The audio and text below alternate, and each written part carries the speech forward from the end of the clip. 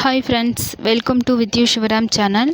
இன்றைக்கி வந்து பார்த்திங்கன்னா வெண்பொங்கல், அதுக்கு ஒரு வேர்க்கடலை சட்னி, இது தான் பார்க்க போகிறோம். இது ரெண்டுமே ரொம்ப சூப்பராக இருக்கும். ஸோ வாங்க எப்படி செய்யணும்னு பார்க்கலாம். நம்ம சேனலை சப்ஸ்கிரைப் பண்ணாதவங்க சப்ஸ்கிரைப் பண்ணுங்கள், பெல் பட்டனையும் கிளிக் பண்ணிவிடுங்க. 1.5 கப் பச்சரிசி எடுத்துக்கலாம். அதுக்கு வந்து 1 கப் பாசிப்பருப்பு வந்து சரியாக இருக்கும். ஸோ இப்போ இது ரெண்டையும் நல்லா வாஷ் பண்ணிவிட்டு எடுத்துக்கலாம். 1 கப் பச்சரிசிக்கு பார்த்திங்கன்னா 5 கப் தண்ணி வந்து சரியாக இருக்கும். நான் வந்து 1.5 கப் எடுத்திருக்கேன், அதனால் 7.5 கப் தண்ணி வந்து சேர்த்துக்கிறேன். இது கூட தேவையான அளவு உப்பு, ஒரு 1/4 டீஸ்பூன் பெருங்காயத்தூள் சேர்த்துட்டு 5 விசில் வச்சு எடுத்துக்கலாம்.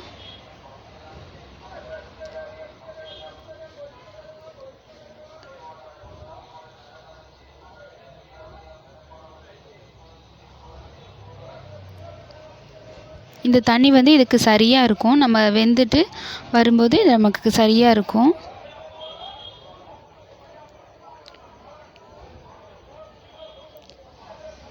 ஸோ இப்போ இது வேகட்டும். நம்ம சட்னி வந்து ரெடி பண்ணிடலாம். ஒரு 1/4 கப் வேர்க்கடலை, ஒரு சின்னதாக ஒரு துண்டு இஞ்சி, காரத்துக்கு தேவையான மாதிரி வரமிளகா, 1 டீஸ்பூன் பொட்டுக்கடலை, 1 கப் தேங்காய், தேவையான அளவு உப்பு, இதை சேர்த்துட்டு நைஸாக அரைச்சி எடுத்துடலாம். இப்போ இதுக்கு ஒரு தாளிப்பு வந்து ரெடி பண்ணிடலாம்.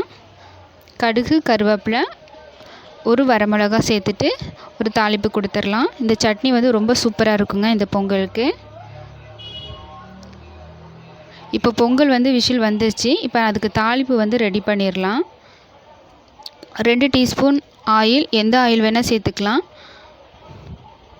2 டீஸ்பூன் நெய் சேர்த்துக்கலாம். நெய் கம்பல்சரி ஒரு 2 டீஸ்பூனாவது சேர்த்தா தான் நல்லா வாசனையாகவும் நல்ல சுவையாகவும் இருக்குங்க. இப்போ சாதம் வந்து நல்லா ஆவிலாம் போயிடுச்சு. இந்த மாதிரி நல்லா மசிச்சு விட்டு எடுத்து வச்சுக்கோங்க. நல்லா கரண்டிலே வச்சு நல்லா மசிச்சு விட்டிங்கன்னா சீக்கிரமாக நல்லாவே மசிஞ்சிரும்.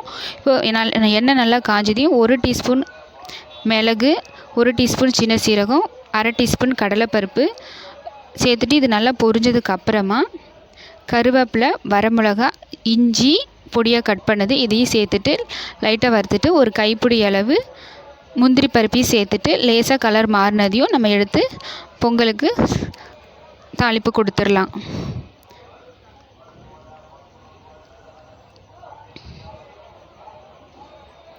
நல்லா முருகலாக வரமிளகாயெல்லாம் நல்லா முருகலாக மாறி வரணுங்க. அது வரைக்கும் நல்லா வறுத்து விட்டுட்டு இப்போ வந்து நம்ம தாளிப்பு வந்து சேர்த்துடலாங்க. இப்போ நல்லா கலந்து விட்டுறலாங்க.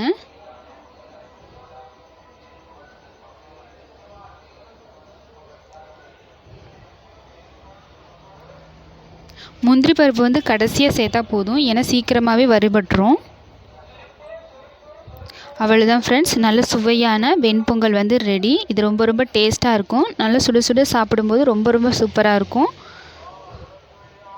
ஸோ வீடியோ பிடிச்சிருந்தா லைக் பண்ணுங்கள், ஷேர் பண்ணுங்கள், மறக்காமல் நம்ம சேனலை சப்ஸ்கிரைப் பண்ணுங்கள், பெல் பட்டனையும் கிளிக் பண்ணிவிடுங்க.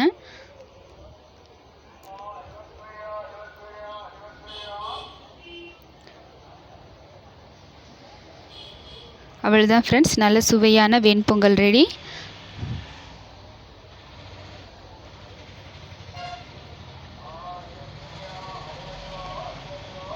சுவையும் சரி, மனமும் சரி, ரொம்ப ரொம்ப சூப்பராக இருக்கும். ட்ரை பண்ணி பாருங்கள். ட்ரை பண்ணி பார்த்துட்டு எப்படி இருக்குது அப்படிங்கிறத கமெண்ட் பண்ணுங்கள். Okay friends, thank you.